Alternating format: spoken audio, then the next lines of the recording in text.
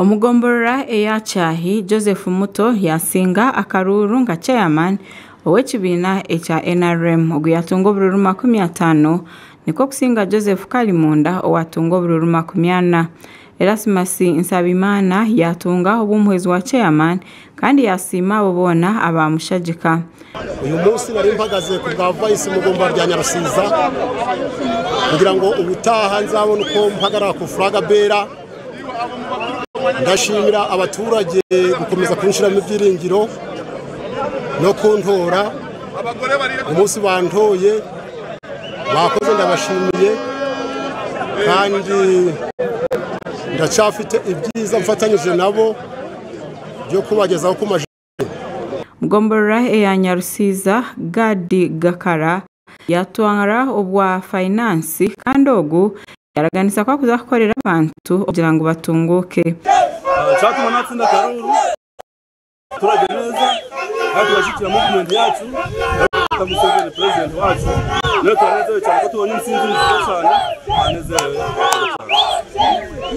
Yobyaho John Mfutumukiza yatoranwa atine ca kanisa kandi ogu yabatine muntu nomwe wabamwesimbireho.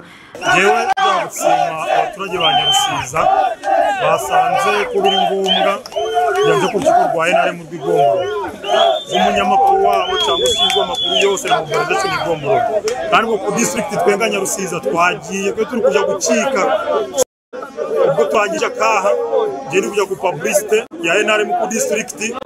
Abasingwa omukaruru bayikiriza hebyaga omukaruru kandi baraganisa uko yongera gukorana nabo abasinga habo burungi obw'ekibiina. Abumuremyi Brian Serukabuzi nje ndigushima abatozi bantu mu namba nini wona rimpakaze nabona uri kumushima ko yanyemereye tugahagarara ntabwo twagizemo imvururu so nje ndigushima abantu cyane bakoze kandi next time ndi mu myitozo kano kaje abataka kushemererwa ahabo muringo ubw'abantu bayitwazamo omukutera karuru bari kugira ngo ubwo mu rwo kubanza akaruru kubako businje Omugombora ya Nyarusiza. Uko yongeraho Jennifer Nsaba yatoranwa ngati ya pasoni owabakazi. Cyo niteguye gukorera abagore bakoreye iminsi myinshi kandi tugera ku majambere none nabundi turagumizamo amajambere yacu muri Nyarusiza. Nari maze imyaka 5 ntari cya pasoni ariko kandi ubu bantu ngiye kunshiramo ibyiringiro bakangira cya pasoni zafatanya nabo muri byose aho bazagera kuzana amajambere nanje ndi wa mbere nzayazana mfatanyije nabo. Godfrey Turinayo hogu yatorana nga cya pasoni w'eminyeto omuri Nyarusiza. Kabana n'impakaze ku cya pasoni w'abanyarubyiruko ba sub county ya Nyarusiza yose. So ndashima cyane yuko bakoze kuntora bakangwa inyuma akaba insinzi ari yanje akakanya bagakanya ninduhagarariye urubyiruko rwa Nyarusiza yose. So ndabashimiye cyane mwakoze cyane.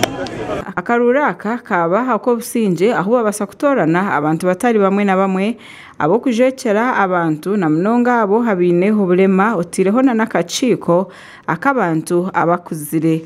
Makura gagasha kwa Adonia Atuheire ahabwa Tayari West omuri Kisoro.